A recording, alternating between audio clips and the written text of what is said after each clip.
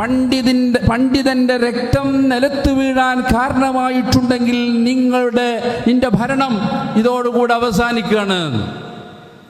ബഹുമാനപ്പെട്ട ടിപ്പു സുൽത്താൻ റളിയല്ലാഹു അൻഹുവിന്റെ ഭരണ സമാപ്തിക്ക് അല്ലെങ്കിൽ അത് അവസാനിക്കാനുണ്ടായ കാരണം ഒരു പണ്ഡിതനോട് സ്വീകരിച്ച നിലപാടായിരുന്നു. വലിയ മഹാനായിട്ട് പോലും ഇതാണ് ആലിമീങ്ങളെ ബുദ്ധിമുട്ടിച്ചാൽ വരാനിരിക്കുന്ന വിപത്ത് എന്ന് ഉമറാവ് തിരിച്ചറിയേണ്ടതുണ്ട്. ഉമറാവ് വലിയ സമൂഹമാണ്, ഉത്തരവാദിത്തമുള്ളവരാണ്, ബഹുമാനിക്കപ്പെടേണ്ടവരാണ്. അവരെ പ്രത്യേക കോളേജിൽ പഠിച്ചു വരുന്നവരല്ലെന്ന് മനസ്സിലാക്കി അവരെ തെറ്റുകൾ കണ്ട സദയം ചൂണ്ടിക്കാണിക്കൊടുക്കേണ്ടതും തിരുത്തേണ്ടതുമാണ്. ബഹുമാനപ്പെട്ട സമസ്ത കേരള ജംഇയ്യത്തുൽ ഉലമായുടെ മുശാവറ യോഗം ഒരു വ്യക്തിക്ക് വേണ്ടി ചേർന്നിട്ടുണ്ടെങ്കിൽ അത് ബഹുമാനപ്പെട്ട പാണക്കാട് സയ്യിദ് മുഹമ്മദ് അലി ശിഹാബ് തങ്ങൾക്ക് വേണ്ടിയായിരുന്നു. എൻ്റെ അറിവിൽ അങ്ങനെയാണ് എന്ന്. 33-ാമത്തെ വയസ്സിൽ സമസ്ത മുശാവറയിലേക്ക് വന്ന കാളമ്പാടി ഉസ്താദിന്റെ ജീവിതാവസാന ഭാഗമാണ് ഇത് സൂചിപ്പിക്കുന്നത്. ഒരു വ്യക്തിക്ക് വേണ്ടി മുശാവറ യോഗം ചേർന്നിട്ടുണ്ടെങ്കിൽ എൻ്റെ അറിവിൽ അത് സയ്യിദ് മുഹമ്മദ് അലി ശിഹാബ് തങ്ങൾക്ക് വേണ്ടിയായിരുന്നു എന്ന്. മഹാനായ ശൈഖുനാ ശംസുൽ ഉലമാ റഹിമഹുല്ലാഹ് അവിടുത്തെ അനുജന്റെയും ഭാര്യയുടെയും വഫാത്തിന്റെ സന്ദർഭത്തിൽ ഇമാമത്ത് നിർത്താൻ പാണക്കാട് സയ്യിദ് മുഹമ്മദ് അലി ശിഹാബ് തങ്ങളെ കാത്തിരുന്നിട്ടുണ്ട്. ഉമറാഇന് നൽകിയ പരിഗണന തിരിച്ചെന്താ നൽകിയത്? ബഹുമാനപ്പെട്ട സയ്യിദ് മുഹമ്മദ് അലി ശിഹാബ് തങ്ങളുടെ ഒരു അനുഭവം പങ്കുവെക്കുന്ന ഷറഫുദ്ദീൻ മുസ്ലിയാർ ഇവിടെയുണ്ട്. വേങ്ങരയിൽ ഒരു കോളേജിൽ നിന്ന് പ്രസിദ്ധീകരിക്കുന്ന ഒരു പ്രസിദ്ധീകരണത്തിലേക്ക് മഹാനായ സയ്യിദ് മുഹമ്മദ് അലി ശിഹാബ് തങ്ങളുടെ സന്ദേശം വാങ്ങാൻ വേണ്ടി പോയ ഷറഫുദ്ദീൻ മുസ്ലിയാർ, വരക്കലുള്ള ഷറഫുദ്ദീൻ മുസ്ലിയാരാണ്. അദ്ദേഹം ചെന്നപ്പോ മൂപ്പരും കൂടെ ആളുണ്ട്. തങ്ങൾ പറഞ്ഞു, ഞാൻ സന്ദേശം തരാം, പക്ഷെ എൻ്റെ സന്ദേശം നിങ്ങളുടെ മാഗസിനിൽ കൊടുക്കണമെങ്കിൽ ബഹുമാനപ്പെട്ട ശൈഖുനാ ശംസുൽ ഉലമയുടെ സന്ദേശം വേണം. അങ്ങനെ മൂപ്പരും നല്ല ഹിക്മത്തുള്ള ആളാണല്ലോ. ശംസുൽ ഉലമയുടെ സന്ദേശം കിട്ടാൻ വേണ്ടി കണഞ്ഞ് ശ്രമിച്ചു, പക്ഷെ നടന്നില്ല. ഞാൻ ഉദാഹരണ സഹിത പറയുന്ന ആളിവിടെ സാക്ഷിയാണ്. അപ്പൊ ഇത് ഏത് രീതിയിൽ പറഞ്ഞു എന്ന് ജീവിച്ചു കാണിച്ചു തന്ന ഇസ്ലാമിന്റെ രൂപത്തെ യഥാർത്ഥത്തിൽ ഇവിടെ 20കളിൽ വരെ മാറ്റങ്ങളില്ലാതെ കൊണ്ടുപോയി നടന്നു. നമ്മുടെ മഹാന്മാര് അത് സ്വീകരിച്ചു കൊണ്ട് നടന്നു. ഒരു പ്രശ്നം ഉണ്ടായിരുന്നില്ല, വൈകല്യങ്ങളും വികൃതങ്ങളും ഇല്ല. പിന്നെ അത് വന്നപ്പോഴാണല്ലോ ബഹുമാനപ്പെട്ട സമസ്ത കേരള ജംഇയ്യത്തുൽ ഉലമ രൂപീകൃതമായത്. അതിനെക്കുറിച്ചൊക്കെ ഇപ്പം നമ്മളിവിടെ സമസ്തനെ കുറിച്ച് കൂടുതൽ പറയണോ? ബഹുമാനപ്പെട്ട സമസ്തയുടെ 2 മുശാവറ മെമ്പർമാരുടെ സംസാരം കേട്ടാൽ പോരെ സമസ്ത എന്താണെന്ന് തിരിയാൻ? ഇൻഷാ അല്ലാഹ്. അപ്പോൾ ആ ബഹുമാനപ്പെട്ട ദീനിൻ്റെ യഥാർത്ഥമായ രൂപം അതിവിടെ നിലനിർത്തി പോന്നു. പിന്നീട് വ്യത്യാസങ്ങൾ വന്നപ്പോൾ അത് തടുക്കാൻ ഉത്തരവാദിത്തപ്പെട്ടവർ, ബാധ്യത നിർവഹിക്കേണ്ടവർ നിർവഹിച്ചു. മഹാനായ വരക്കൽ മുല്ലക്കോയ തങ്ങൾ ഖദ്ദസല്ലാഹു സിറഹുൽ അസീസ് അവർ ആലിമീങ്ങളെ വിളിച്ചു ചേർത്തു. സംഘടന എന്ന രൂപത്തിൽ ബഹുമാനപ്പെട്ട സമസ്തക്ക് രൂപം നൽപ്പിച്ചു. യഥാർത്ഥത്തിൽ അതൊരു കറാമത്താണെന്നാണ് നമ്മൾ മനസ്സിലാക്കേണ്ടത്. ഒരു പ്രവാചകന്റെ കറാമത്ത്, മുഅ്ജിസത്ത് ആ പ്രവാചകന്റെ ഉമ്മത്തിൽ കറാമത്തായി വരും. ഇതൊരു മത്തിനാണ്. ഇതിന് നമ്മൾ ശറഹ് എഴുതുക, മനസ്സിലാക്കുക. കാരണം ഏതെല്ലാം രീതിയിൽ പ്രതിരോധിക്കേണ്ടതുണ്ടോ ആ രൂപത്തിലൊക്കെ പ്രതിരോധിക്കാനുള്ള അനുകൂല സാഹചര്യങ്ങൾ ഉണ്ടാക്കി തീർക്കും. അങ്ങനെ ബഹുമാനപ്പെട്ട സമസ്ത കേരള ജംഇയ്യത്തുൽ ഉലമ രൂപീകൃതമായി അതിൻ്റെ പ്രവർത്തനങ്ങളുമായി ബഹുമാനപ്പെട്ട നേതാക്കൾ മുന്നോട്ട് പോയി. വളരെ നല്ലൊരു ചുറ്റുപാട് ഇവിടെ ഉണ്ടായി. നമുക്കറിയാം, ഒരു ഗവൺമെൻറ് സിസ്റ്റത്തിന് പോലും സംവിധാനിക്കാൻ പറ്റാത്ത വിധത്തിൽ വ്യവസ്ഥാപിതമായ മദ്രസകളും ദർസുകളും അറബി കോളേജുകളും ഇപ്പോൾ യൂണിവേഴ്സിറ്റികളും ബഹുമാനപ്പെട്ട സമസ്തയുടെ നേതൃത്വത്തിൽ നടന്നുകൊണ്ടിരിക്കുകയാണ്. എൻ്റെ വിഷയം ഉലമാ ഉമറാണ്. ബാധ്യതകൾ ഞാൻ അവിടെ വന്നപ്പോഴാണ് കണ്ടത്. ഏതായാലും അത് തന്നെയാണ് വിഷയം. ഉലമാ ഉമറ, ഉലമാഇൻ്റെയും ഉമറാഇൻ്റെയും കൂട്ടായ്മയിലൂടെയാണ് ഈ കാണുന്ന പ്രത്യേകമായ നല്ലൊരു സാഹചര്യം ഇവിടെ നിലനിന്നിട്ടുള്ളത്. അത് യാതൊരു സംശയവുമില്ല. കാരണം ഉമറ ഇല്ലാതെ എങ്ങനെയാണ് ഉലമാഇൻ്റെ ആജ്ഞകൾ നടപ്പിലാക്കുക? സാധ്യമല്ല. ഉമറാക്കൾ എന്ന് പറഞ്ഞാൽ അത്ര മോശക്കാരല്ല. അവർ വലിയ വലിയ സ്വാധീനം ചെലുത്തുന്നവരാണ്.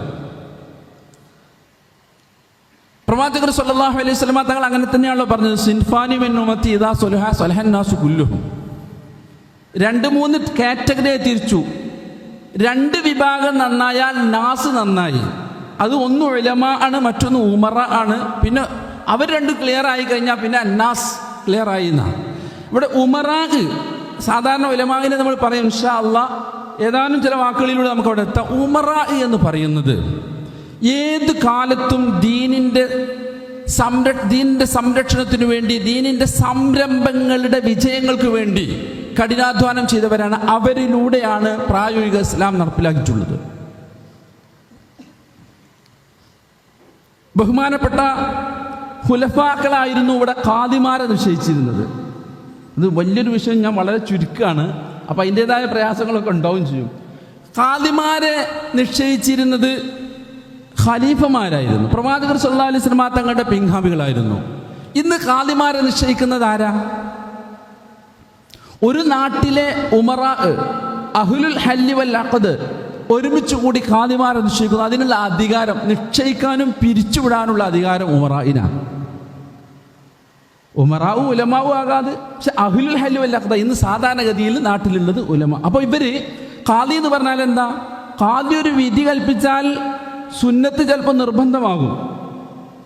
നിസ്കാരത്തിന് നോമ്പനുഷ്ഠിക്കണമെന്ന് ഖാദി പറഞ്ഞാൽ അത് നിർബന്ധമായില്ലേ സ്വീകരിക്കൽ? അത്തരം പവറുള്ള വിഭാഗത്തിനെ നിയന്ത്രിക്കുന്നത്, നിശ്ചയിക്കുന്നത് ഉമറ ആണ്. അതായത് അഹ്ലുൽ ഹല്ലി വൽ അഖദ്.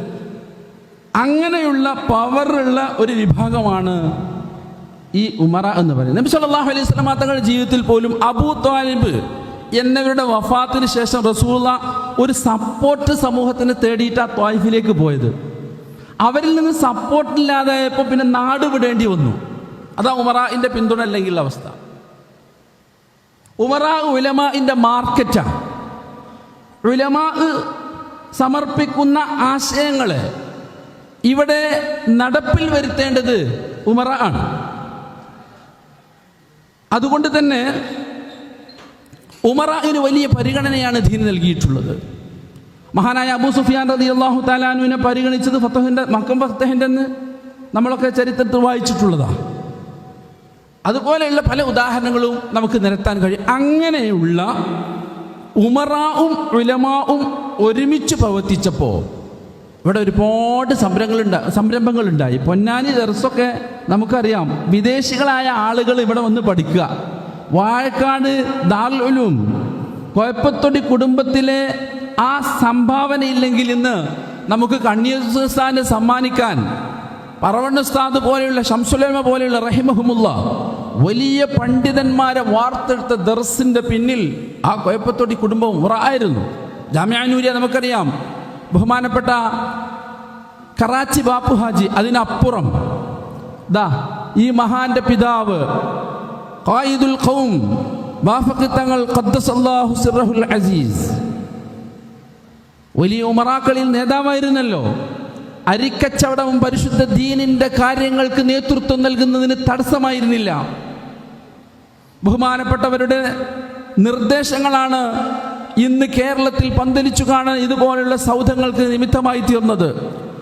മാത്രവുമല്ല, ഉലമാഇനെ പരിഗണിക്കുകയും അവരുടെ നിർദ്ദേശങ്ങളെ ഉൾക്കൊള്ളുകയും ചെയ്യുക എന്നത് നമ്മുടെ ഉലമാ കാണിച്ചു തന്ന മാതൃകയാണ്. മരക്കൽ ബഹുമാനപ്പെട്ട ബാഫഖി തങ്ങളാണല്ലോ വിദ്യാഭ്യാസ പ്രസ്ഥാനം. ഇവിടെ ഇനി സ്വാതന്ത്ര്യമായാൽ സ്കൂളുകളിൽ മദ്രസ സംവിധാനം നടക്കില്ലെന്നും അതിന് ബദൽ സംവിധാനം ഉണ്ടാകണമെന്നും സൂചിപ്പിച്ചത് മഹാനായ ബാഫഖി തങ്ങളായിരുന്നു. അങ്ങനെയാണ് വിദ്യാഭ്യാസ ബോർഡിന് രൂപകൽപ്പന വരുന്നത്. അതുപോലെ പല ഉമറാക്കൾ ചെറിയ സംഭവം, ഞങ്ങളുടെ നാടിൻ്റെ അടുത്ത് മമ്പാട് ഒരു മുജാഹിദ് സംവാദത്തിന് വ്യവസ്ഥ തയ്യാറാക്കി ഒരുങ്ങി. അങ്ങനെ ഇ.കെ. ഹസൻ മുസ്ലിയാർ അടക്കമുള്ള നവറല്ലാഹു മറാഖിദഹും വലിയ ആലിമീങ്ങൾ അവിടെ വന്നു. മമ്പാടങ്ങാടിയിൽ നിന്ന് ബസ് ഇറങ്ങിയിട്ട് പോയിൻ്റ് അക്കരെ പോകണം. അവിടെ മഗ്രിബിക്ക് എത്തിയപ്പോൾ മുജാഹിദീങ്ങൾ ഒരു പ്രഖ്യാപനം നടത്തി സംവാദം മാറ്റി വെച്ചിട്ടുണ്ട്. ഇ.കെ. ഹസൻ മുസ്ലിയാരെ അവർക്കറിയാം. ഇ.കെ. ഹസൻ മുസ്ലിയാർ പറഞ്ഞു, എന്തായാലും ശരി അവിടെ പോയിട്ട് പ്രസംഗിച്ചിട്ട് നമുക്ക് പോകാൻ പറ്റുള്ളൂ. അപ്പോൾ മമ്പാട്ടുള്ളൊരു കാരനോര് പറഞ്ഞു, നിങ്ങൾ അങ്ങോട്ട് പോണ ബുദ്ധിയില്ല, പോണ്ട. ഇതിനോട് പറഞ്ഞു തന്നത് അക്ബർ സാഹിബിനെ നിങ്ങൾക്ക് അറിയായിരിക്കും. മൂപ്പരുടെ പിതാവാണ് ആ പറഞ്ഞ ആള്. നിങ്ങളോട് പോയാൽ ശരിയാവൂല. VK മുസ്ലിയാർ വലിയ നിർബന്ധം പിടിച്ചെങ്കിലും ആ ഉമറായിൽപ്പെട്ട പ്രധാനിയായ വ്യക്തിയുടെ നിർദ്ദേശം സമ്മർദ്ദത്തിന് വാങ്ങി പോയില്ല. എന്താ പ്രശ്നം എന്നറിയോ? കാലങ്ങൾക്ക് ശേഷം സംവാദങ്ങളൊന്നും നടക്കാതെ പോയെങ്കിലും അന്ന് ആ പോയിന്റ് അക്കരല്ല, ഞാൻ ഉത്തരവാദിത്തപ്പെട്ട സ്ഥലത്തു നിന്നാണ് പറയുന്നത്, ഇത് റെക്കോർഡാണെന്ന് എനിക്കറിയാം. അതോടൊപ്പം എന്നോട് പറഞ്ഞ ആള് ആ മഹാ വ്യക്തിയുടെ മക്കളാണ്. അവിടുന്ന് അന്ന് സംവാദ വ്യവസ്ഥ നടക്കാതെ പോയതിൻ്റെ പേരിൽ പ്രഭാഷണം നടത്താൻ സമസ്തയുടെ സമുന്നതരായ നായകന്മാർ വന്ന് പോയിന്റ് അക്കരെ ചെന്ന് പ്രസംഗിക്കുകയാണെങ്കിൽ അവർ തിരിച്ചു വരില്ലായിരുന്നു. കാരണം അത് കൈകാര്യം ചെയ്യാൻ വേണ്ടി ഏൽപ്പിക്കപ്പെട്ട ആളാണ് ഞാൻ എന്ന് അതിൽപ്പെട്ട ആളുകൾ പിന്നീട് പറഞ്ഞു. നമ്മൾ വിചാരിച്ചു ഇവിടെ ബിദഅത്ത് വന്നാൽ എന്താണുള്ളത്, മറ്റേ വാള് ഭീകരവാദത്തിൻ്റെ വാള് ഇവിടെ അല്ലേ, ബിദഅത്ത് വന്നാൽ എങ്ങനെയൊക്കെ കുറേ ഉണ്ടാവും. ആലിമികൾ പ്രസംഗിച്ച് പോരാണെങ്കിൽ പോകാൻ അയക്കാതെ വേണ്ടത് ചെയ്യാൻ ഉത്തരവാദിത്തപ്പെട്ട ആളിൽപ്പെട്ട ആളായിരുന്നു ഞാനെന്ന് പിന്നീട് പറയാം. ശംസുൽ അഹമ്മദൊക്കെ അങ്ങനെ സംഭവം ഉണ്ടായിട്ടില്ലേ? വേറെ എത്ര ആളുകൾക്ക് ഉണ്ടായിട്ടുണ്ട്. കാളമ്പാട് ഉസ്താദ് റഹ്മത്തുള്ളാഹി മർക്കദി വിനീതനോട് പറഞ്ഞിട്ടുണ്ട്, ആദ്യമായി അരീക്കോടങ്ങാടിക്ക് ദർസ് നടത്താൻ വേണ്ടിയിട്ട് ബാക്കിയാത്തിലെ കോട്ടേറ്റൻ ചെന്നപ്പോൾ കൂക്കി ആർത്ത് വിട്ടിട്ടുണ്ട്. ബാഫക്ക് തങ്ങൾക്ക് തലീക്കെട്ട്, വാലുള്ള തലീക്കെട്ട് എന്ന് കളി വാക്ക് കേട്ടിട്ടുണ്ട് ബിദ്അത്തിന്റെ ആളുകൾക്ക് നിന്ന്. ബിദ്അത്തിന് ഇവിടെ ഉയർച്ച ഉണ്ടായാൽ യഥാർത്ഥ സുന്നത്ത് ജമാഅത്തിനെ അവഹേളിക്കൽ മാത്രമല്ല ഇല്ലായ്മ ചെയ്യലാണ് ചരിത്രം എന്ന് നാം മനസ്സിലാക്കണം. ഏതായാലും ഞാൻ പറഞ്ഞു വന്നത് അതല്ല, ഉമറാ അവരാണ് ഉലമാഇന്റെ പ്രവർത്തനങ്ങൾക്ക് ശക്തി പകർന്നിട്ടുള്ളത്.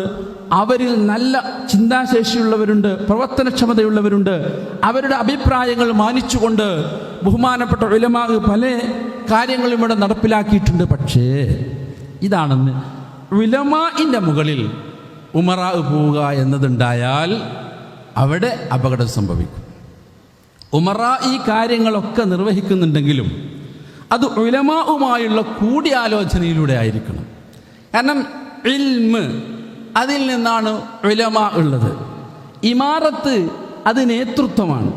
ആ നേതൃത്വം നൽകുന്നവർ ഉലമാഇന്റെ കൽപ്പനകൾ അനുസരിച്ചുകൊണ്ടും അവരോട് കൂടിയാലോചിച്ചുകൊണ്ടുമായിരിക്കണം. അൽ ഉലമാഉ വറസത്തുൽ അംബിയാ എന്ന്, അംബിയാക്കന്മാരുടെ അനന്തരാവകാശികൾ. ആ അനന്തരാവകാശം ലം യുവരിസു ദീനാറം വലാ ദിർഹമ, ദീനാറും ദിർഹമൊന്നുമല്ല അനന്തരം കൊടുത്തിട്ടുള്ള, അവർ ഇൽമാണ് അനന്തരം നൽകിയിട്ടുള്ളത്. ആ അനന്തരമുള്ള ആളുകളുടെ ചിന്തകളെയും കൽപ്പനകളെയുമായിരിക്കണം ഉമറാ സ്വീകരിക്കേണ്ടത്.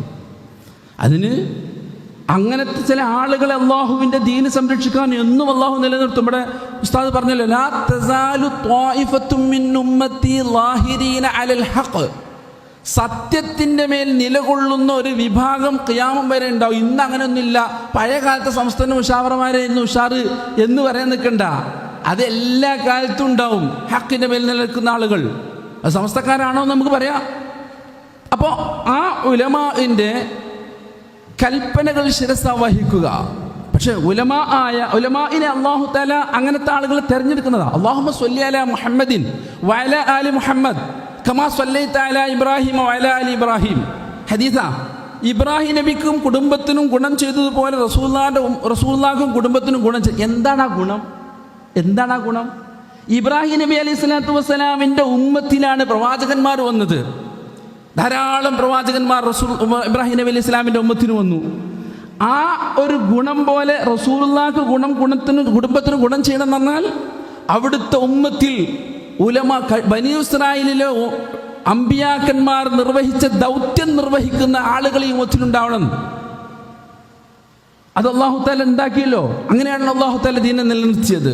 പക്ഷേ ഉലമാ ആകുന്ന ആളുകൾ ഇവിടെ നേരത്തെ സൂചിപ്പിച്ചതുപോലെ അവർ വലിയ ബാധ്യത ഉള്ളവരും ഉത്തരവാദിത്വം നിർവഹിക്കപ്പെടേണ്ടവരുമായിട്ടുള്ള ആളുകളാണ്. അൽ ഉലമാ ഉമനാഉർ റുസുൽ, പ്രവാചകന്മാരുടെ അമാനത്ത് സൂക്ഷിക്കുന്നവരാണവർ. ഉമന ആണ്. മാലം യദ്ഖുലൂ ഫിദ്ദുനിയ, ദുന്യാവിൽ പ്രവേശിക്കാതിരിക്കുന്ന കാലത്തോളം. അപ്പോൾ ഖീല വമാ ദുഖൂലുഹും ഫിദ്ദുനിയ, എന്താ ഉലമാ ദുന്യവിയായ കാര്യങ്ങളിൽ ഭൗതികമായ വിഷയങ്ങളിൽ അവരുടെ പ്രവേശനം ഇല്ലാത്ത കാലത്തോളമാണ് പ്രവാചകരുടെ ഉമന ആയി അവരുണ്ടാവുക എന്ന് പറഞ്ഞപ്പോൾ എന്താണ് ദുഹൂലുഫും ഫിദ്ദുന്യ എന്ന് ചോദിക്കപ്പെട്ടു. അപ്പോൾ റസൂലുള്ളാഹി പറഞ്ഞു, ഇത്തിബാഉഹും സുൽത്താൻ. സുൽത്താന്മാരെ ഇത്തിബാ എന്നുള്ള വാക്കാണ് ഉപയോഗിച്ചത്. സാധാരണ ഇത്തിബാ എന്ന് ഉപയോഗിക്കൽ ദലീലിനൊക്കെയാണ്. ഭരണാധികാരികളെ അനുസരിച്ച് ജീവിക്കുക എന്നുള്ള സ്വഭാവം ഉലമാവിന് ഉണ്ടാകാൻ പാടില്ല. അതുണ്ടാകരുത്. അതുണ്ടായാലോ ഫൈദാ ഫഅലൂ ദാലിക ഫഹദറുഹും ഫീ ദീനിക്കും. അങ്ങനെയാണോ അവർ ചെയ്യുന്നത് വെച്ചെങ്കിൽ ദീൻ കാര്യത്തിൽ പോലും ഓരോ സൂക്ഷിക്കണം എന്നാ. ദീന് പറയാൻ പറ്റണോ ഉലമാ അല്ല. അപ്പൊ കാര്യം പറയുന്ന ആൾക്കാരായിരിക്കും ഉലമാവ്. മുഖം നോക്കാതെ വിഷയം പറയുന്ന ആളുകളായിരിക്കും ഉലമാവ്. അതിൻ്റെ പേരിൽ അവരോട് ദേഷ്യപ്പെടുകയോ അവരെ മാറ്റി നിർത്തുകയോ ചെയ്യുകയല്ല വേണ്ടത്. അവരാണ് ദീനിൻ്റെ യഥാർത്ഥമായ ഉലമാ എന്ന് തിരിച്ചറിഞ്ഞ് ഉൾക്കൊള്ളുക. പിന്നെ ഉലമാഇന് അതുപോലത്തെ ചില പല വിശേഷണങ്ങളും ഒത്തുചേരേണ്ടതുണ്ട്. അത് ഉലമാ ശ്രദ്ധിക്കേണ്ടതാണ്. ഉലമാഇൻ്റെയും ഉമറാഇൻ്റെയും ബാധ്യതയാണ് നമ്മുടെ സൂചിപ്പിക്കുന്നത്. ഉലമാഇൻ്റെ നിർദ്ദേശങ്ങൾ ഉമറാ നടപ്പിൽ വരുത്തുക, ഉലമാ ഈ പറയുന്ന രീതിയിലായി തീരുക. വളരെ ക്ഷമയുള്ള, വിനയമുള്ള, അള്ളാഹുവിനെ ഭയപ്പെടുന്ന, വറഉള്ള രീതിയിലുള്ള ഉലമാ, ആ രീതിയിലായിത്തീരാൻ ഉലമാ ശ്രമിക്കേണ്ടതുണ്ടല്ലോ. നമ്മുടെ സമസ്തയുടെ ഉലമാക്കളെ പരിശോധിച്ചു നോക്കിയാൽ നമുക്ക് മനസ്സിലായിട്ടുള്ള അങ്ങനത്തെ ഉലമാ. അവർക്ക് അഹങ്കാരമില്ല. ഞാനൊരു കാളമ്പാട് സ്ഥാനം തന്നെ ഉദാഹരണം പറയാം. ഒരു പ്രസിദ്ധമായ സ്ഥാപനത്തിൽ ഒരു കളവ് നടന്നപ്പോൾ ഇനി കാളമ്പാട് ഉസ്താദിനെ പറയുമ്പോൾ അതിൻ്റെ ഒരു ലൈഫായി നിങ്ങൾ മനസ്സിലാക്കിക്കൊള്ളി. കാരണം ഞാൻ ഉസ്താദിൻ്റെ കൂടെ ഒരു 14 വർഷം നടന്നുകൊണ്ട് എന്തിനും ഉദാഹരണം ഉസ്താദാണ് ഞാൻ പറയാറില്ലേ. അത് എനിക്കിപ്പോഴും മനസ്സിലാകാത്തൊരു മനുഷ്യനുമാണത്. അടുക്കും തോറും ഇനിയും എന്തൊക്കെയോ കിട്ടാനുണ്ട് എന്ന് തിരിച്ചറിഞ്ഞിട്ടുള്ള മഹാൻ, സാന്നിധ്യം പോലും സന്ദേശമായി ജീവിച്ച മഹാൻ, ബഹുമാനപ്പെട്ടവരുടെ വീട് കണ്ടിട്ട് അങ്ങോട്ടും ഇങ്ങോട്ടും ആടി നിന്നിരുന്ന്, അതായത് എന്താ ഒരു ഒരു ഒരു പിന്നെ ദേശീയ മുസ്ലിമായ പോലെ ശൂന്യനാകണമെന്ന് ചിന്തയുള്ള ഒരാൾ കാളമ്പാട് സ്ഥാനം വീട്ടിൽ കാണാൻ പോയിട്ട് ഇതാണോ സമസ്തൻ്റെ പ്രസിഡന്റ് വെച്ചെങ്കിൽ ഈ സമസ്തൻ്റെ ആളാണ് ഞാൻ, ഈ സുന്നത്ത് ജമാഅത്താണ് ഞാൻ എന്ന് പറഞ്ഞ് ഉറപ്പിച്ച് നിന്ന അനുഭവമുള്ള ആളുകൾ. ഏതായാലും ആ ഉസ്താദ് ഒരു നിലപാട് സ്വീകരിച്ച് ഒരു കളവ് നടന്നു, പിടിക്കപ്പെട്ടപ്പോൾ പുറത്താക്കിയപ്പോൾ ബന്ധപ്പെട്ട ആളുകൾ, ഒരു ജീവനക്കാരനാണ് കോളേജിൽ, അവിടെ വന്നു. അവിടുത്തെ ഉസ്താദുമാരോട് മുഖത്ത് ചൂണ്ടി സംസാരിച്ചു. കുട്ടികളെ മുത്തഅല്ലിമീങ്ങളുടെ ഇടയിലിട്ട് ഉസ്താദുമാരോട് മുഖത്ത് ചൂണ്ടി സംസാരിച്ചാൽ പിന്നെ കുട്ടികളെന്താ ചെയ്യുക? സ്വാഭാവികമായി ഇവർ ഇളകി. പ്രശ്നമാകുമെന്ന് കണ്ടപ്പോൾ ഓഫീസിലേക്ക് കേട്ട് മൂപ്പരെ അവിടെ പൂട്ടി. എന്നിട്ട് കാളമ്പാട് ഉസ്താദിനെയൊക്കെ വിളിച്ചു. ഉസ്താദ് വന്നിട്ട് സ്വീകരിച്ചൊരു നിലപാട്, കുട്ടികളെ ഞങ്ങൾ ഉണ്ടാകാതെ പോയിക്കോളി, ഞാൻ ഇവനെ ഇവനെ വിടുന്നുണ്ട്, അവിടെ മാറിയാണ് നിന്നോളി എന്ന് പറഞ്ഞ പോലെ മാറി നിൽക്കുമെങ്കിലും അവരെ വൈകാരികമായ പ്രായമൊക്കെ പരിഗണിച്ചുകൊണ്ട് അവിടുന്ന് മാറിയാലും ചിലപ്പോൾ കൈകാര്യം ചെയ്യും. അപ്പോൾ ഉസ്താദ് ആ മനുഷ്യനോട് പുറത്തേക്ക് വിടാൻ പറഞ്ഞു ഓഫീസിൽ നിന്ന്. അങ്ങനെ ഓഫീസിൽ നിന്ന് പുറത്തേക്ക് വന്നപ്പോൾ അയാളെ നിർത്തിയിട്ട് പറഞ്ഞു, ഉസ്താദ് പറഞ്ഞ ശൈലി എൻ്റെ കുട്ടികളേക്ക് നിങ്ങൾക്ക് അപമര്യാദയായ വല്ലതും സംഭവിച്ചിട്ടുണ്ടെങ്കിൽ അവർക്ക് വേണ്ടി ഞാൻ നിങ്ങളോട് മാപ്പ് ചോദിക്കുകയാണ്. സമസ്തയുടെ നായകൻ, ആരോടും ബാധ്യതയില്ലാത്ത പണ്ഡിതൻ, വറഇൻ്റെ നിറരൂപമായ മഹാൻ അവിടുന്ന് പറയാണ്, ഞാൻ ആ കുട്ടികൾക്ക് വേണ്ടി നിങ്ങളോട് മാപ്പ് ചോദിക്കുകയാണ്. അതാണ് മുഖവുര. എന്നിട്ട് പറഞ്ഞു, ഇനി നിങ്ങളുടെ ഭാഗത്തു നിന്ന് ഞങ്ങളുടെ കുട്ടികളോട് എന്തെങ്കിലും അപമര്യാദയായിട്ടുണ്ടെങ്കിൽ നിങ്ങളും അവരോട് മാപ്പ് ചോദിക്കുക. അയാൾ കൈയുയർത്തി തല ഉയർത്തി നിന്നിട്ട് പറഞ്ഞു, നിങ്ങൾ എന്നോട് ക്ഷമിക്കണം. വെട്ടാൻ വന്ന മനുഷ്യൻ ഇത്ര താഴ്മയോട് ആ കുട്ടികളോട് ആവശ്യപ്പെടുന്ന രംഗം, കുട്ടികൾ അയാൾ സന്തുഷ്ടരായി അങ്ങനെ പോയി. കുട്ടികളാണ് അയാളെ യാത്ര അയച്ചത്. ഇതൊരു ഇടപെടലിൻ്റെ, വിനയത്തിൻ്റെ, താഴ്മയുടെ ഉദാഹരണവും അതിനനുസരിച്ചുണ്ടായ നേട്ടത്തിൻ്റെ ഉദാഹരണമാണ്. ഇങ്ങനെ നിരവധി സംഭവങ്ങൾ, ഇതൊരു സാധാരണ കഥയാണ്, ബഹുമാനപ്പെട്ട സമസ്തയുടെ ആലിമീങ്ങളിൽ നിന്ന് നമുക്ക് കാണാൻ കഴിയും. അങ്ങനെയുള്ള മാതൃകാപരമായ പണ്ഡിതന്മാരായിരുന്നു ബഹുമാനപ്പെട്ട സമസ്തയുടെ അന്ന് മുതൽ ഇന്ന് വരെയുള്ള, നമ്മൾ അങ്ങനെയാണ് വിശ്വസിക്കുന്നത്, ആലിമീങ്ങളൊക്കെയും. അവർ, ഞാൻ ചുരുക്കാണ്, അവർ കാര്യങ്ങൾ വ്യക്തമായി പറയും. അത് ആവശ്യമാണല്ലോ. ഇദാ ലഹറൽ ബിദഉ വസക്കത്തൽ ആലിമു എന്നാ പറഞ്ഞത്. നമ്മൾ ഉമറാവ് മനസ്സിലാക്കേണ്ട ഒരു കാര്യം, ബിദ്അത്ത് വെളിവാവുകയും ആലിമും ഉണ്ടാതിരിക്കുകയും ചെയ്താൽ, അവിടെ ഉമറാവും ഉണ്ടാതിരിക്കുകയും ചെയ്താൽ എന്നല്ല പ്രവാചകർ സല്ലല്ലാഹു അലൈഹി വസല്ലം പറഞ്ഞത്. ആലിമും ഉണ്ടാതിരിക്കുകയും ചെയ്താൽ ഫഅലൈഹി ലഅനത്തുല്ലാഹി വൽ മലായികതി വന്നാസി അജ്മഈൻ, ജനങ്ങളെയും മലക്കുകളെയും എല്ലാവരും ശാപം, അള്ളാഹിൻ്റെ ഒക്കെ ശാപം ഉണ്ടാകും ബിദ്അത്ത് വെളിവായിട്ട് ആലിമും ഉണ്ടാതിരുന്നാൽ. അപ്പൊ ആലിമീങ്ങൾ കാര്യം പറയും, അത് മുമ്പ് കാലം മുതൽ തന്നെ അങ്ങനെയാണ്. ബഹുമാനപ്പെട്ട അബൂ ശുറൈഹ് റളിയല്ലാഹു തആല അൻഹു അംർ ഇബ്നു സഈദിനോട് പറഞ്ഞൊരു സംഭവം സഹീഹ് ബുഖാരിയിലുണ്ട്. അംർ ഇബ്നു സഈദ് മദീനയിലെ യസീദിന്റെ ഭാഗത്തു നിന്നുള്ള ഗവർണറാ. അപ്പൊ ബഹുമാനപ്പെട്ട അബൂ ശുറൈഹ് റളിയല്ലാഹു തആല അൻഹു അംർ ഇബ്നു സഈദിനോട് പറഞ്ഞു, അംർ ഇബ്നു സഈദ് മക്കയിലേക്ക് അബ്ദുല്ലാഹി ഇബ്നു സുബൈർ റളിയല്ലാഹു തആല അൻഹുവിന്റെ അവർക്കെതിരെ പട നയിക്കാൻ വേണ്ടിയിട്ട് ആളുകളെ സൈന്യത്തിനെ പറഞ്ഞേക്കാണ്. എന്താ അബ്ദുല്ലാഹി ഇബ്നു സുബൈർ റളിയല്ലാഹു അൻഹു ചെയ്തത്? വേണ്ടാത്ത ധിക്കാരിയായ ഒരു ഭരണാധികാരിയെ ബൈഅത്ത് ചെയ്തില്ല എന്നുള്ളതാ. ആലിമീങ്ങൾ നിർവഹിക്കേണ്ട നിലപാടതല്ലേ. ഏതെങ്കിലും അണ്ടനും അടകോടനും അല്ലല്ലോ അംഗീകരിച്ചു കൊടുക്കേണ്ടത്.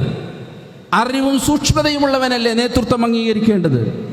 ബഹുമാനപ്പെട്ട അബ്ദുല്ലാഹി ഇബ്നു സുബൈർ റളിയല്ലാഹു അൻഹു യസീദിന്റെ ഖിലാഫത്ത് അംഗീകരിച്ചില്ല എന്നതിന്റെ പേരിൽ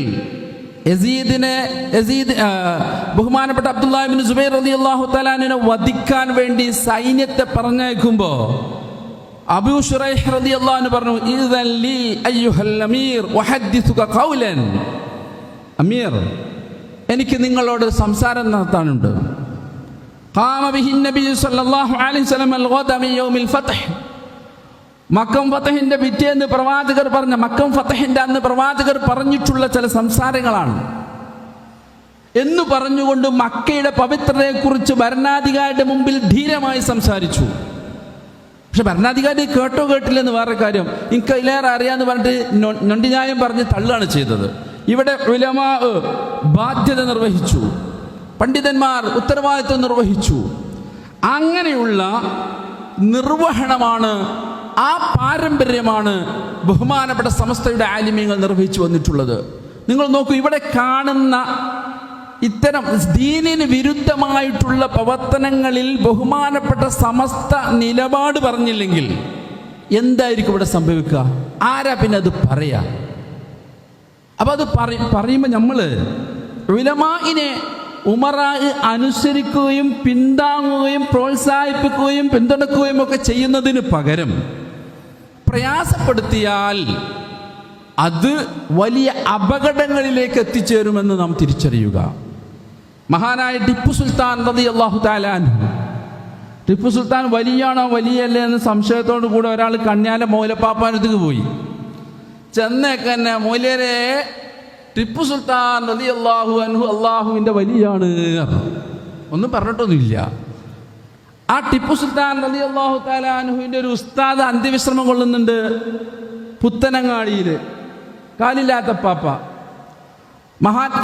ശൈഖുൽ ജാമി അടക്കമുള്ള ഉസ്താദുമാരിൽ നിന്ന് നമ്മൾ കേട്ടിട്ടുണ്ട് ടിപ്പു സുൽത്താൻ റളിയല്ലാഹു തആല അൻഹുവിൻ്റെ ഭരണം നഷ്ടപ്പെടാൻ കാരണം ഉമ്മ പറഞ്ഞത്രേ, ഉസ്താദ് ആയ പണ്ഡിതൻ നാട് വിട്ടുപോയപ്പോ സുൽത്താനോട് പറയാത്തതിൻ്റെ പേരിൽ ഒരു ശിക്ഷാ നടപടി നടപ്പിലാക്കുക എന്ന നിലക്ക് കാല് മുറിച്ചു. ഉമ്മ പറഞ്ഞു മോനോട്, ടിപ്പു സുൽത്താനോട് ഉമ്മ പറഞ്ഞു, പണ്ഡിതന്റെ രക്തം നിലത്ത് വീഴാൻ കാരണമായിട്ടുണ്ടെങ്കിൽ നിന്റെ ഭരണം ഇതോടുകൂടി അവസാനിക്കുകയാണ്. ബഹുമാനപ്പെട്ട ടിപ്പു സുൽത്താൻ റളിയല്ലാഹു അൻഹുവിന്റെ ഭരണ സമാപ്തിക്ക് അല്ലെങ്കിൽ അത് അവസാനിക്കാനുണ്ടായ കാരണം ഒരു പണ്ഡിതനോട് സ്വീകരിച്ച നിലപാടായിരുന്നു, വലിയ മഹാനായിട്ട് പോലും. ഇതാണ് ആലിമീങ്ങളെ ബുദ്ധിമുട്ടിച്ചാൽ വരാനിരിക്കുന്ന വിപത്ത് എന്ന് ഉമറാവ് തിരിച്ചറിയേണ്ടതുണ്ട്. ഉമറാവ് വലിയ സമൂഹമാണ്, ഉത്തരവാദിത്തമുള്ളവരാണ്, ബഹുമാനിക്കപ്പെടേണ്ടവരാണ്. അവർ പ്രത്യേക കോളേജിൽ പഠിച്ചു വരുന്നവരല്ലെന്ന് മനസ്സിലാക്കി അവരെ തെറ്റുകൾ കണ്ട സദയം ചൂണ്ടിക്കാണി കൊടുക്കേണ്ടതും തിരുത്തേണ്ടതുമാണ്. പക്ഷേ അവർ ചെയ്യേണ്ടതോ ഉലമാഇനെ ആദരിക്കലാണ്. മറിച്ചാണെങ്കിൽ ഉണ്ടാകുന്നത് അപകടകരമായ അവസ്ഥയായിരിക്കും. ഞാൻ എൻ്റെ സംസാരത്തെ സമാപിക്കുന്നു ഇങ്ങനെ: ഇതിനേറ്റവും വലിയ റോൾ മോഡലായി കേരളത്തെ സമർപ്പിക്കാൻ കഴിയും. ഉലമാവും ഉമറാവും ഒത്തൊരുമിച്ചുകൊണ്ട് പ്രവർത്തിച്ചു. മഹാനായ കാളമ്പാടി ഉസ്താദ് വിനീതനോട് പറഞ്ഞിട്ടുണ്ട്, ബഹുമാനപ്പെട്ട സമസ്ത കേരള ജംഇയ്യത്തുൽ ഉലമായുടെ മുശാവറ യോഗം ഒരു വ്യക്തിക്ക് വേണ്ടി ചേർന്നിട്ടുണ്ടെങ്കിൽ അത് ബഹുമാനപ്പെട്ട പാണക്കാട് സയ്യിദ് മുഹമ്മദ് അലി ശിഹാബ് തങ്ങൾക്ക് വേണ്ടിയായിരുന്നു. എൻ്റെ അറിവിൽ അങ്ങനെയാണ് എന്ന്. 33-ാമത്തെ വയസ്സിൽ സമസ്ത മുശാവറയിലേക്ക് വന്ന കാളമ്പാടി ഉസ്താദിന്റെ ജീവിതാവസാന ഭാഗമാണിത് സൂചിപ്പിക്കുന്നത്. ഒരു വ്യക്തിക്ക് വേണ്ടി മുശാവറ യോഗം ചേർന്നിട്ടുണ്ടെങ്കിൽ എൻ്റെ അറിവിൽ അത് സയ്യിദ് മുഹമ്മദ് അലി ശിഹാബ് തങ്ങൾക്ക് വേണ്ടിയായിരുന്നു എന്ന്. മഹാനായ ശൈഖുനാ ശംസുൽ ഉലമാ റഹിമഹുല്ലാഹ് അവിടുത്തെ അനുജന്റെയും ഭാര്യയുടെയും വഫാത്തിന്റെ സന്ദർഭത്തിൽ ഇമാമത്ത് നിർത്താൻ പാണക്കാട് സയ്യിദ് മുഹമ്മദ് അലി ശിഹാബ് തങ്ങളെ കാത്തിരുന്നിട്ടുണ്ട്. ഉമറാഇന് നൽകിയ പരിഗണന തിരിച്ചെന്താ നൽകിയത്? ബഹുമാനപ്പെട്ട സയ്യിദ് മുഹമ്മദ് അലി ശിഹാബ് തങ്ങളുടെ ഒരു അനുഭവം പങ്കുവെക്കുന്ന ഷറഫുദ്ദീൻ മുസ്ലിയാർ ഇവിടെയുണ്ട്. വേങ്ങരയിൽ ഒരു കോളേജിൽ നിന്ന്, ആ കോളേജിൽ നിന്ന് പ്രസിദ്ധീകരിക്കുന്ന ഒരു പ്രസിദ്ധീകരണത്തിലേക്ക് മഹാനായ സയ്യിദ് മുഹമ്മദ് അലി ശിഹാബ് തങ്ങളുടെ സന്ദേശം വാങ്ങാൻ വേണ്ടി പോയ ഷറഫുദ്ദീൻ മുസ്ലിയാർ, വരക്കലുള്ള ഷറഫുദ്ദീൻ മുസ്ലിയാരാണ്. അദ്ദേഹം ചെന്നപ്പോ മൂപ്പരും കൂടെ ആളുണ്ട്. തങ്ങൾ പറഞ്ഞു, ഞാൻ സന്ദേശം തരാം, പക്ഷെ എൻ്റെ സന്ദേശം നിങ്ങളുടെ മാഗസിനിൽ കൊടുക്കണമെങ്കിൽ ബഹുമാനപ്പെട്ട ശൈഖുനാ ശംസുൽ ഉലമയുടെ സന്ദേശം വേണം. അങ്ങനെ മൂപ്പരും നല്ല ഹിക്മത്തുള്ള ആളാണല്ലോ. ശംസുൽ ഉലമയുടെ സന്ദേശം കിട്ടാൻ വേണ്ടി കണഞ്ഞ് ശ്രമിച്ചു, പക്ഷെ നടന്നില്ല. ഞാൻ ഉദാഹരണ സഹിത പറയുന്ന ആളിവിടെ സാക്ഷിയാണ്. കിട്ടാതിരുന്നപ്പോ ഇവർ പാണക്കാട്ടേക്ക് പോയി. തങ്ങളോട് വിഷയം പറഞ്ഞപ്പോ ബഹുമാനപ്പെട്ട സയ്യിദ് മുഹമ്മദ് അലി ശിഹാബ് തങ്ങൾ പറഞ്ഞു, ആ സന്ദേശം തന്നളി. മാറ്റല്ലേ, അങ്ങനെ തന്നെയല്ലേ പറഞ്ഞ്. എന്നിട്ട് പറഞ്ഞു, ഇനി ശംസുൽ ഉലമ എൻ്റെ സന്ദേശം കിട്ടുകയാണെങ്കിൽ ഇത് കൊടുക്കാം. പാണക്കാട്ട വലിയ തങ്ങൾ, സൂഫി വര്യനായ തങ്ങൾ, പണ്ഡിതനായ തങ്ങൾ, മഹാനവർകൾ ശംസുൽ ഉലമയുടെ സന്ദേശമില്ലാതെ എൻ്റെ സന്ദേശം കൈമാറരുതെന്ന് പറയാൻ നിമിത്തമായത് ബഹുമാനപ്പെട്ട സമസ്തയോടുള്ള ബഹുമാനാദരവുകളായിരുന്നു, ഉലമാഇന് നൽകിയ പ്രാധാന്യമായിരുന്നു. പത്രക്കാർ ചോദിച്ചൊരു ചോദ്യമുണ്ട് തങ്ങളോട്, സ്ത്രീ പള്ളി പ്രവേശനത്തെ കുറിച്ച്. തങ്ങൾ പറഞ്ഞ മറുപടി ഇന്ന് ഞാൻ ഓർക്കുന്നു, ഞാൻ നേരിട്ട് കേട്ടതാണത്. അത് പണ്ഡിതന്മാർ പറയട്ടെ എന്നാ. മഹാനായ തങ്ങൾക്ക് പറയാം, പക്ഷേ തങ്ങൾ അവിടെ ഒരു മസ്ലഹത്ത് കാണിച്ചു. അങ്ങനെ മസ്ലഹത്തോട് ചേർത്ത് പിടിച്ച് ഉലമാഇന്റെ ബാധ്യതകൾ തിരിച്ചറിഞ്ഞ് ഉലമാഇനെ പരിഗണിച്ചു കൊണ്ടുപോകുന്ന പാരമ്പര്യമായിരുന്നു കേരള മുസ്ലിങ്ങളുടെ പാരമ്പര്യം. ആ പൈതൃകവും പാരമ്പര്യവും കാത്തു സൂക്ഷിച്ചാൽ ഇന്നീ കാണുന്ന പുഷ്പിച്ചു നിൽക്കുന്ന ഈ സൗധങ്ങളെ നാളെ നമ്മുടെ ഉമ്മത്തിന് കൈമാറാൻ നമുക്ക് സാധ്യമാകും. ആര് തുരങ്കം വെക്കുന്നുവോ അത് ഈ സമുദായത്തിന്റെ നാശമായിരിക്കുമെന്ന് തിരിച്ചറിയേണ്ടതുണ്ട്. ഉലമാവും ഉമറാവും തിരിച്ചറിയേണ്ടതുണ്ട് ആ കാര്യം. ഒത്തൊരുമയില്ല എങ്കിൽ നഷ്ടമാകുന്നത് ഉമ്മത്തിനാണ്, സമൂഹത്തിനാണ്.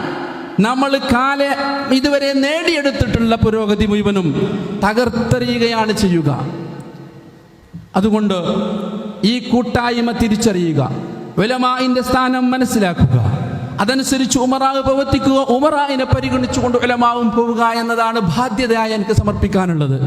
ഞാനിന്ന് വന്നപ്പോൾ സയ്യിദ് ഹൈദരലി ശിഹാബ് തങ്ങളുടെ ഒരു ലേഖനത്തിൻ്റെ കോട്ടിങ് പുത്തൂർ റഹ്മാൻ എഴുതിയത് ഞാനിങ്ങനെ വായിച്ചു. അതിവിടെ വായിക്കണം എന്ന് എഴുതിയിരുന്നു, പക്ഷേ സമയം അനുവദിക്കുന്നില്ല. അതിൻ്റെ ആകത്തുക എങ്ങനെയാണ്? സമസ്ത നേടിയിട്ടുള്ള പുരോഗതി, കേരള മുസ്ലിങ്ങളുടെ എല്ലാ നിലക്കുമുള്ള പുരോഗതി ഉലമാ ഉമറാഇൻ്റെതാണ്. ആ ഉലമാ ഉമറാ ബന്ധം തകർന്നാൽ നമ്മുടെ പുരോഗതി മുഴുവനും തകരും. അതുകൊണ്ട് ബഹുമാനപ്പെട്ട സമസ്തകാല ജമിയത്തുൽ ഉലമ ദീനിന്റെ വിഷയങ്ങൾ നടത്തട്ടെ, അതിൽ ആരും ഇടപെടാൻ പോകണ്ട എന്ന അർത്ഥം വരുന്ന രീതിയിലാണ് ബഹുമാനപ്പെട്ട സയ്യിദ് ഹൈദരലി ശിഹാബ് തങ്ങളുടെ അവസാനത്തെ ലേഖനവും അതാണ്. ആ സന്ദേശം തന്നെയാണ് നമുക്ക് കൈമാറാനുള്ളത്. പാണക്കാട് സയ്യിദ് ഹൈദരലി ശിഹാബ് തങ്ങൾ പറഞ്ഞ പോലെ ദീനിന്റെ വിഷയങ്ങൾ ഉലമാ എന്ന് പറഞ്ഞാൽ ബഹുമാനപ്പെട്ട സമസ്ത കേരള ജമിയത്തുൽ ഉലമയുടെ പണ്ഡിതന്മാർ. ആർക്കാ അതിൽ പോരായ്മയുള്ളത്? ബഹുമാനപ്പെട്ട സയ്യിദുൽ ഉലമ ഇവിടെ സൂചിപ്പിച്ചുവല്ലോ, എന്തൊരു നേതൃത്വമാണത്. ഇവിടെ ബഹുമാനപ്പെട്ട ഉസ്താദ് സൂചിപ്പിച്ചു, നമ്മൾ വന്നപ്പോൾ പ്രസംഗിക്കുകയാണ് ഖൽബിന്റെ തഖ്വയെ കുറിച്ച്.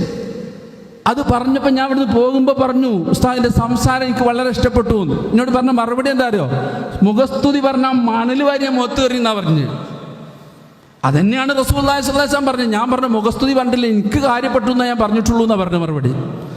ഈ നിലക്ക് ഇസ്ലാമിൻ്റെ ജീവിക്കുന്ന സിംബലുകളായി, ഉദാഹരണങ്ങളായി കാണിക്കാൻ പറ്റുന്ന ഉലമാഇന്റെ കൂട്ടായ്മയാണ് ബഹുമാനപ്പെട്ട സമസ്ത കേരള ജമിയത്തുൽ ഉലമ. അതിൻ്റെ 100ാം വാർഷികമാണ് വരാനിരിക്കുന്നത്. പ്രചാരകരും പ്രവർത്തകരുമായ നമുക്ക് നന്നു, വിട്ടുനിന്നാൽ നഷ്ടം നമുക്കാണെന്ന് തിരിച്ചറിയുകയും ബഹുമാനപ്പെട്ട സമസ്തയുടെ 100ാം വാർഷികത്തിൻ്റെ എല്ലാവിധ പ്രവർത്തനങ്ങളിലും സജീവമാവുകയും സമസ്തയുടെ പുണ്യം നേടാൻ, കറാമത്ത് വാങ്ങാൻ എല്ലാ നിലക്കുമുള്ള ഒരുക്കങ്ങൾ നടത്തുകയും ചെയ്യുക എന്നതാണ് ഈ സമയത്ത് നമുക്ക് ചെയ്യാനുള്ളത്. റബ്ബുൽ ഇസ്സത്ത് തൗഫീഖ് നൽകി അനുഗ്രഹിക്കട്ടെ. ബഹുമാനപ്പെട്ട സമസ്തയുടെ ഇഖ്ലാസുള്ള ഖാദിമീങ്ങളിൽ അല്ലാഹു നമ്മെ പെടുത്തി അനുഗ്രഹിക്കുമാറാവട്ടെ. ഇരുവീട്ടിലും അല്ലാഹു നമ്മെ വിജയികളിൽ പെടുത്തട്ടെ. ഇങ്ങനെ ഒരു പരിപാടിക്ക് അവസരം തന്ന എല്ലാവർക്കും നന്ദി രേഖപ്പെടുത്തി അല്ലാഹു ഇത് കബൂൽ ചെയ്യട്ടെ എന്ന് പ്രാർത്ഥിച്ചുകൊണ്ട് എനിക്കും കുടുംബത്തിനും വേണ്ടി ദുആ ചെയ്യണേ എന്ന വസിയത്തോടെ അല്ലാഹു നമ്മുടെയും മക്കളുടെയും രോഗങ്ങൾക്ക് ശിഫ നൽകട്ടെ എന്ന പ്രാർത്ഥനയോടെ വാഖിറു ദഅവാനാ അനിൽ ഹംദുലില്ലാഹ്. അസ്സലാമു അലൈക്കും വറഹ്മത്തുള്ളാഹി.